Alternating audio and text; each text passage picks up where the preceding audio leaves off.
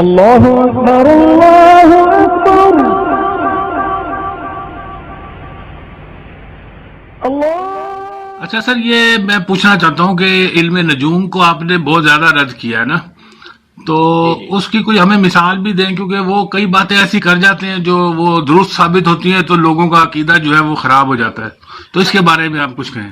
میں نے پہلے اپنے لیکچر میں ایک بات کہی تھی کہ یہ ایک طرح کا جادو ہوتا ہے کہ جب آپ ایک نتیجہ نکال لیتے ہیں تو آپ کے جو کام ہو رہا ہوتا ہے اس میں رکاوٹیں پڑ جاتی ہیں، اور یہ بھی ممکن ہے کہ کبھی شیاطین کچھ مدد کر دیتے ہوں تو اسے لگتا ہے بظاہر کام آسان ہو گیا.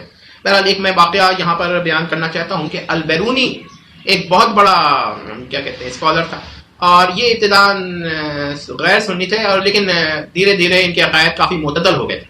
تو اس پہ یہ پوچھتے ہیں ان کا عقیدہ کیا تھا، تو یہ ہے کہ اگر یہ اہل سنہ نہیں تھا، یہ فلسفی تھا لیکن کافی معتدل ہوتا گیا تھا. ابتدا میں تو جیسے ابن سینا ہے وہ تو اسماعیلی عقیدے کا تھا، لیکن وہ فلسفے میں جب گیا تو اسماعیلی عقیدے کا نہیں رہا. یہ ہوتا ہے فلاسفہ کے ساتھ، ایک الگ مسئلہ ہے.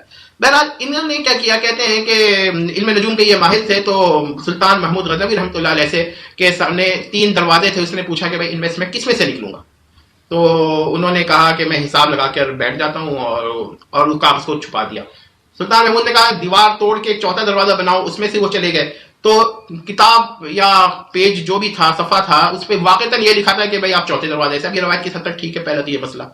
دوسری بات یہ کہ بھائی جب ایک علم قطعی ہوتا ہے تو اس کے خلاف انسان ارادہ کر ہی نہیں سکتا. یہ پوائنٹ نوٹ کر لیں. مثلا اگر وہی آ جائے کہ یہ آدمی اس دروازے سے نکلے گا، زمین آسمان ایک ہو جائے، وہ ارادہ کچھ بھی کر لے، نکلے گا اسی دروازے سے، یعنی اس کا ارادہ بھی مجبور ہو جائے گا کہ اسی کو اختیار کرے. یا یہ بڑی مزے کی بات ہے، ارادہ بھی مجبور ہو جائے گا کیونکہ وہی ہے، نہ کس لازم آئے گا.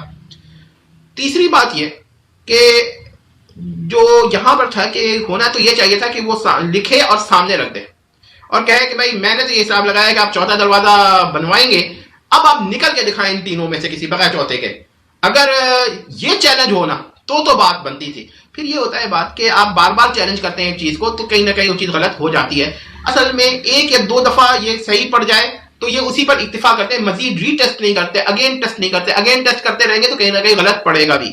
تو یاد رکھیں یہی ایک بہت بڑی غلطی ہوتی ہے. 1-2 دفعہ واقعہ ٹھیک ہو گیا، مثال کے طور پہ جنگ ہو رہی ہے 2 ملکوں کی، ایک نے حساب لگایا کہ فلاں ملک جو ہار رہا ہے وہ جیت جائے گا، اب اتفاق سے وہ جیت گیا، وہ کہے گا میری بات ٹھیک ہو گئی. لیکن ایسی جنگ ہو رہی ہو، بار بار ہو رہی ہو، اور وہ بار بار نکالے تو پھر وہ کیا کہتے ہیں. تو اس میں ایک بہت بڑا بات یہ بھی ہے کہ اس میں ریپیٹیشن نہیں ہو رہی ہوتی واقعی میں، کہ بار بار ایک چیز کو ٹیسٹ کریں گے جیسے کہ سائنٹیفک ایک طریقہ ہے، تو اس میں پھر پتہ چلتا ہے کہ یہ صحیح ہے یا یہ غلط ہے. لیکن یہاں پر کیا ہوتا ہے، یہاں پر ایک ہی واقعے سے ہم فیصلہ کر دیتے ہیں. تو یہ جنرلائزیشن ہے، ڈس جنرلائزیشن کہتے ہیں اس کو، اور اس کا سب سے بڑا نقصان یہ ہوتا ہے کہ آدمی کا عقیدہ خراب ہو جاتا ہے.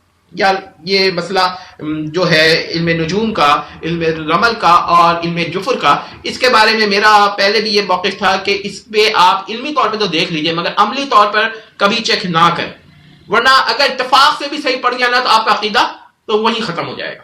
اور ایسے بہت کم لوگ ہوں گے جو کہیں کہ بھائی 10 کروڑ دفعہ بھی رزلٹ آ جائے نا تو ہم نے ماننا یہی ہے کہ علم غیب صرف اللہ کو ہے. تو ایسے کم لوگ ہوں گے، اور یہی وجہ ہے کہ نجومی حضرات، علم رمل کے حضرات، علم جفر کے حضرات کبھی یہ کہتے ہیں ثانی اثنین غیب ہے، کبھی کہتے ہیں مثل وحی الہی ہے یا وحی الہی ثانی ہے. یہ اس حد تک لے جاتے ہیں اس کو، حالانکہ اس کی کوئی حیثیت نہیں ہوتی ہے. تو جب آپ کا عقیدہ ایک دفعہ خراب ہو جائے پھر آپ کو وہ کہتے ہیں کہ انہوں نے کہا تھا محمد حسین آزاد کے بارے میں شبلی نعمانی نے کہ ادھر ادھر کی گپیں ہانک دیتا ہے تو وہی معلوم ہونے لگتی ہیں. تو یہاں پر نجومیوں کے بھی یہ مسئلہ ہے کہ ادھر ادھر کی گپیں ہانک دیتے ہیں تو لوگوں کو الیاذ باللہ مثل وحی نظر آ رہا ہوتا ہے.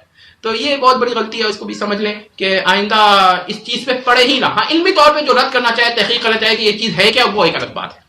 میرا خیال یہ اتنا کافی ہے آپ سمجھ لینے کے لیے. جزاک اللہ خیر.